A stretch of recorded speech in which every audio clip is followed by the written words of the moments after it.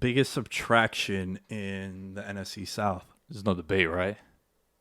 Who? Cam Newton. Oh my God, that's horrible of me. Horrible of me. Yes, yes. Like, I know the Falcons lost some players, but I'm not gonna say, "Oh, Desmond Trufant's a bigger loss than Cam Newton." It's gotta be Cam Newton. I gotta make some changes to mine because you're right. That's the one. It's just I can't believe I forgot Cam.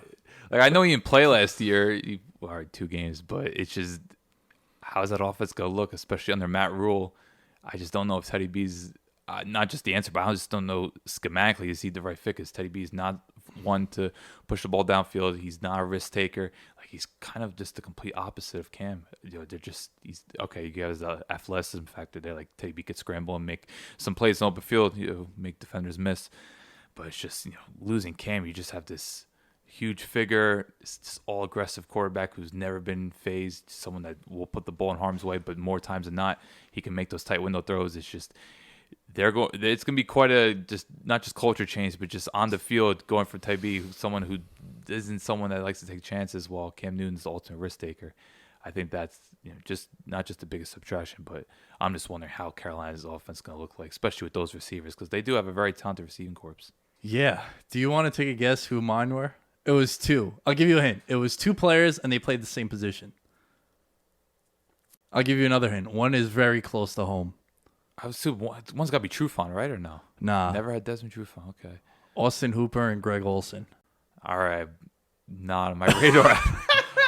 I like Hooper, but he never considered him. And Greg Olsen, he's cool, but Well, so let me explain. Greg Olsen, from a leadership standpoint, I thought he was fading already. he was.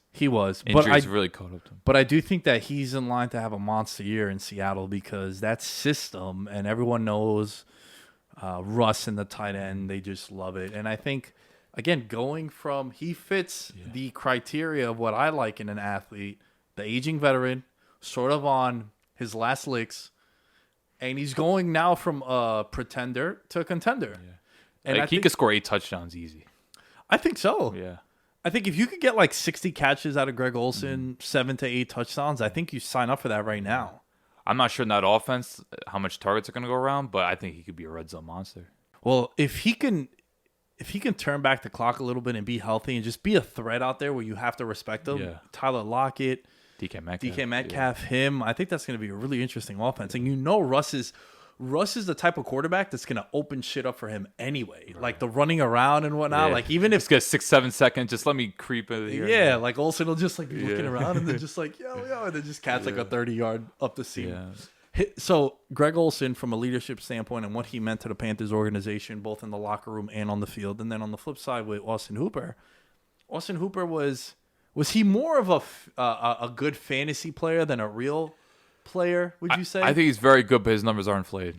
I think just based on Atlanta being down so many games these last 2 years, he did pile up some garbage numbers. But I do think he's a very good player that makes defenders. I'm not gonna say that makes defenders miss, but he does break tackles. Like he's someone that will get the ball up the field. He'll make a guy or two, just whether it's stiff arm or he has a little bit Tony Gonzalez, where Tony Gonzalez is like the slowest cut. Like he'll make the slowest move, but the defender they lose their position and he makes it work. So.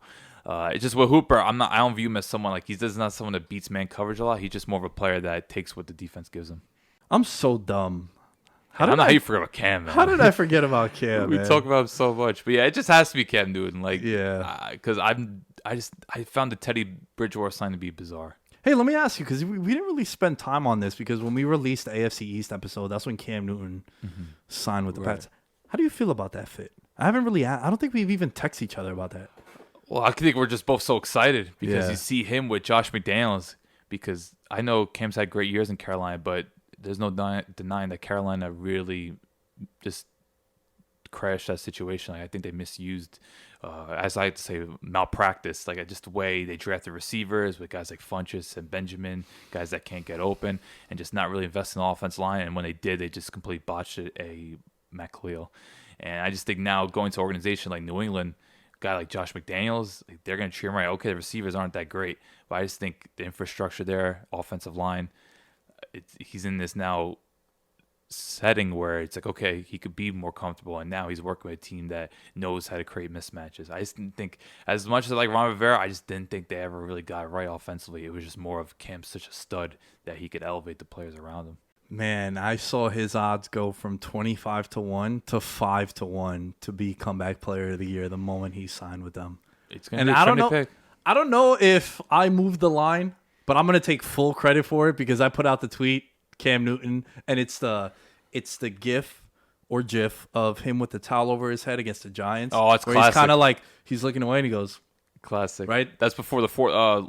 before the last yeah. drive against the Giants. They won like 38-35. That was a good ass game. That was the game with the baseball bat with Josh Norman. Wow. Josh Norman, Odell scores the touchdown and does the Tyronn Lue over him. Well, the Allen Iverson. Yeah. That was that was one of my favorite regular season Giant games. Like This was 2015. 2015, yeah, the Cam's 15 in MVP one year year. for them. And I put out that tweet and I go, yo, Cam Newton right now at FanDuel is like 22 to 1 to win comeback player of the year. Dude, an hour later, some fan texts me, hits me up on Twitter, and he says, yo, he's 5 to 1 now. He's like, yo, did you move the line? And I was like, I'm taking full responsibility, bro. The boy got juice. Yeah. It's unfortunate New England doesn't really have a deep throw right now, but you have players that can make plays across the middle. Edelman, Sanu. We'll see what Harry could do. Like I just think being in New England, you have that comfort level there. It's like, okay, you should feel pretty secured, especially with two geniuses there. So who's throwing the first touchdown to Cam? Is it Sanu or Oh, it's Edelman? gotta be Sanu, man. Oh, it's gonna happen against the Jets, and like I'm just gonna leave Twitter for good. Like this is the greatest moment ever. Yeah, that would be fantastic. That would be fantastic. Yeah. All right, biggest storyline in this division. I think will Tom Brady turn Tampa Bay's now national relevance into genuine success? Can they win double-digit games? Will they make the playoffs? Can they win even a playoff game? Like, I can't even tell you the last time Tampa Bay won a playoff game. I know we bring it up sometimes about, okay, they made the playoffs, but then they lost to the Giants in the first round. Like, was it the Super Bowl year, the last time they won a playoff game? Was that the last time they made the playoffs? No, they made it when the Giants beat them. No, I'm saying in 2007, the Giants beat them as a wild card team. I believe so. I remember I told my pops because I wasn't like, I knew betting, but I wasn't like degenning yet. I could look it up, but I'm pretty sure. I can't. They didn't make the playoffs with Josh Freeman. I remember they had that one year, the 10. Raheem Morris. They went 10-6. Yeah. That was the year that the Giants, 2010, the Giants and the Bucs both went 10-6, and they both didn't make the playoffs. And then the next year, the Giants go 9-7 and win the Super Bowl, which is so like, it's so NFL and so backwards. But they just been so off the radar for so long. That's the thing. So I'm looking up right now. Yeah, 2007 playoffs. They made the playoffs in 2005. They lost to the Redskins. Oh, man. I think like Patrick Ramsey was the quarterback. Dude, it was Ramsey and Chris Sims. Look that up if those were the starting Yikes. quarterbacks. Let me see. This is January 7, 2006. Skins win 17-10. Joe Gibbs was the coach. Good. Clint Portis. Wow, Sean Taylor, not unsurprisingly, had a fumble for a touchdown. He scored in that game, Sean Taylor. So the great Sean Taylor. Quarterbacks. No, it was Mark Brunell. Wow. So it was Mark Brunell against Chris Sims. Chris Sims, though. Damn.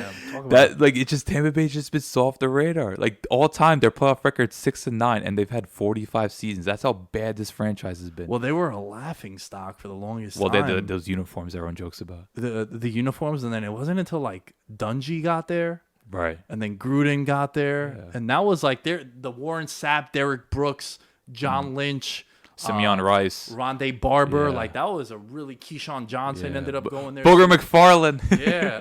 Hold on. What was his name? Joe Jaravicious. Hey. Talk about some gems right now. Anthony Beck. Who was their quarterback? That Brad was Johnson. Brad Johnson. Did he make our list? Nah, right? That was a Joe Bear that main evented. I think Warwick Dunn just left at the time. He went to Atlanta. Yeah. But, you know what's crazy? Their winningest coach is John Gruden. His record is 57-55. That's how bad this franchise has been. It's not a sign of John Gruden, but the fact that their winningest coach, his record was 57-55. Barely over 500. So that's why I just want to see, like, okay, they're relevant. Tampa Bay's got, 5 primetime games? But can they at least make the playoffs? I think minimum they have to make the playoffs. Then we'll see where they end up. But yeah, I just think that has to be a storyline. I know New Orleans, they're Super Bowl contender. Can they finally go over the hump? But just based on the impact of Brady and Gronk, of course, can they finally just make the playoffs? Will they get a game in January? And can they compete with the likes of Seattle or Dallas or Philly, whoever it may be?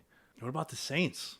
I don't think they're better than the Saints. No, I don't think so. That's why I didn't mention them. So Like, I would say like wild card weekend. oh, Like wild card. yeah, I'm weekend. thinking like they play wild card weekend. Will they play like a Dallas, Philly, or maybe even like a Seattle? Who knows how things end up? Yeah, and then having to go on the road as well. Yeah. It's going to be interesting. You know, I'm a little hesitant about the Tampa Bay hype because I think it's a storyline. That's why.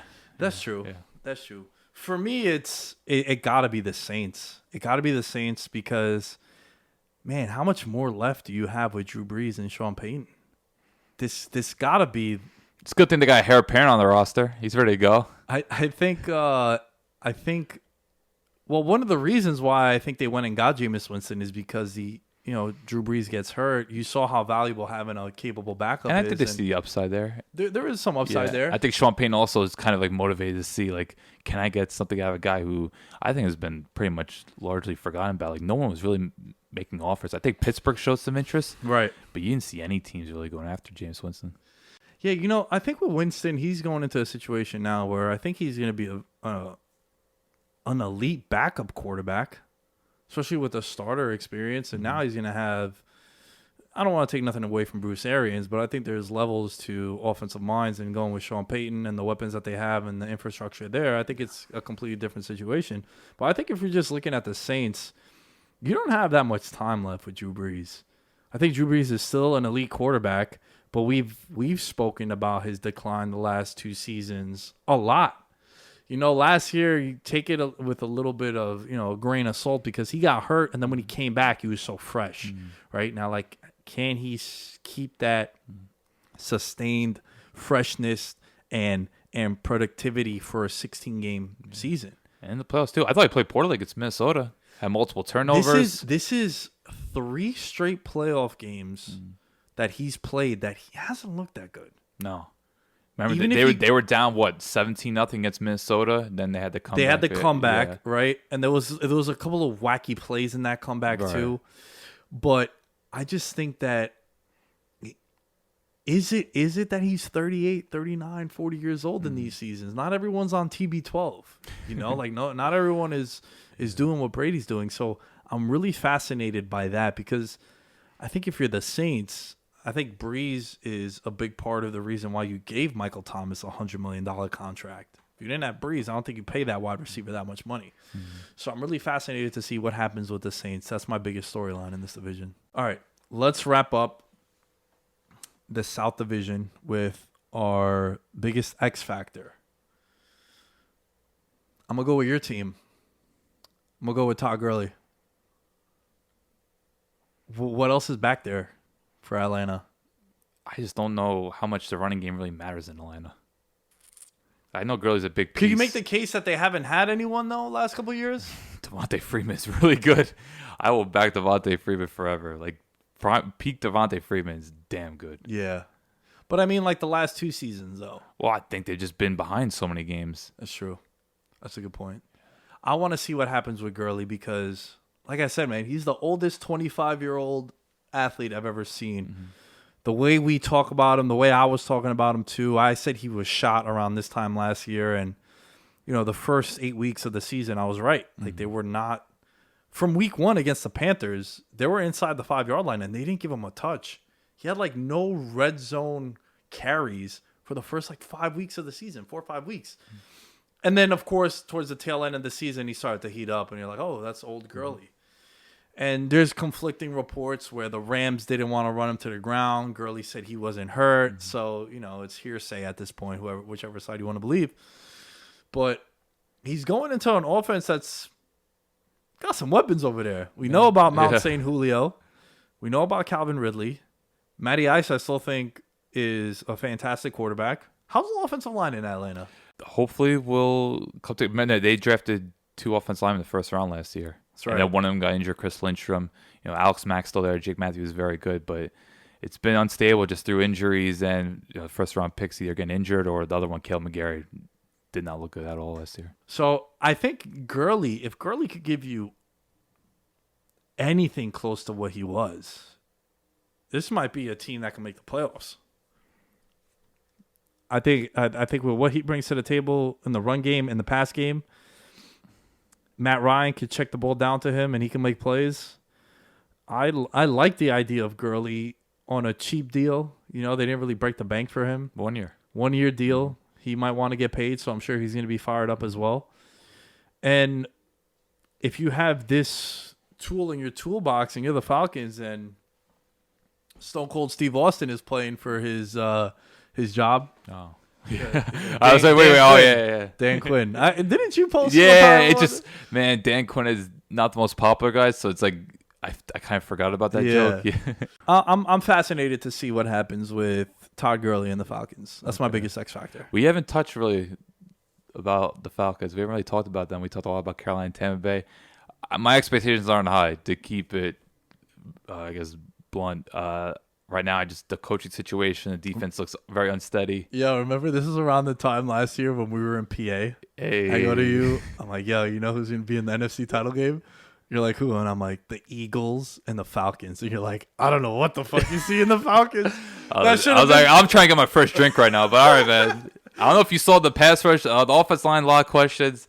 Not to mention just the defense. It's just every year the Falcons, can the defense look moderately decent? It's been quite a few. I think 2017 they're actually pretty solid, but last 2 years have been a disaster, and I just think there's so much uncertainty there, and the schedule is also really difficult. They got to play the AFC West, so you know. I know last year I was really harping on the idea that they were playing a lot of games indoors, and it just didn't seem to. Their defense was historically bad at one point. Well, that one monster game that Will Fuller had. Yeah, remember, that against the Texans, and Will Fuller could have had 2 more touchdowns than that. That's why I'm not too crazy about Atlanta this year. So what would you say is the X factor for you? I got to talk about New Orleans. Are they going to be unified? We have to mention just the whole situation with the locker room. Okay, they want to handle it internally, but there's a lot of big names there. You know, you talk about Cameron Jordan, Michael Thomas. These guys are not shy about their Jenkins. Malcolm Jenkins is big. Janoris Jenkins, hey, he's still there. Yeah. He's back there. So there's a lot of big names over there, and just will things stay afloat? And because look, there's got to be some internal frustration. 3 years now, they've lost some heartbreaking losses. And also, Drew Brees had his statements about the flag incident. Yeah. And here's the thing, because there are people that feel that way. Right? Let's not be naive. Let's not be ignorant. There are people that feel that way. But if there was ever a situation, Drew, where you gotta just read the room, you can read cover 2. Can you not read? Bro, even if you feel that way, Alan, even if someone feels that way, there's a time and a place. And with everything that was happening with the George Floyd stuff and the protesting, like I said, bro, even if you feel that way, you just don't say it. And you have one of the biggest names in the locker room that's behind the movement, Malcolm Jenkins. Right. Someone who's been on the team years ago as well. And it was an asinine statement. And just as someone in his position as the face of the franchise, I still think that's a huge storyline. And I just think the playoff loss as well. If they start off slow, who knows? There could be some rumblings. I know Sean Payton, fantastic coach. He keeps things pretty much stabilized there. You don't hear too much about it, but it's just at some point, will there be a breaking point? Because you just imagine 3 straight years. They had legitimate all 3 years they could have been the Super Bowl. If they go to Philly, they probably beat that Nick Foles team. They were an NFC Championship. Probably should beat the Rams if botched call. Yeah. And then last year, who knows what happened if they would have played. They would have been Green Bay and then San Fran. Yep.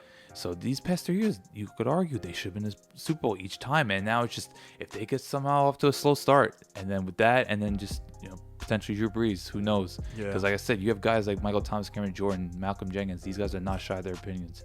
So I think just the locker room in New Orleans that's kind of my X factor.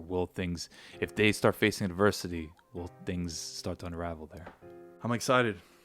It's a great division. I will always back the NFC South. It's always competitive. It's always entertaining. It's just for some reason, I don't know, they don't get the national attention. But now with Brady there, I think people might get sick of the NFC South if anything, because look at you got 5 games with Tampa and then New Orleans. So at the Lamb Show is where you can find me. At Veterans Minimum is where you can find everything for the show. Shout out to everyone that's been listening. We've gotten a good turnout last couple of weeks, last couple of months. I appreciate it. Continuing to give you guys some quality shit, despite there being no sports, but sports are starting to kick up a bit. Alan, as always, I appreciate it. Where can they find you? Alan_Sturk. That's ALLEN_STRK.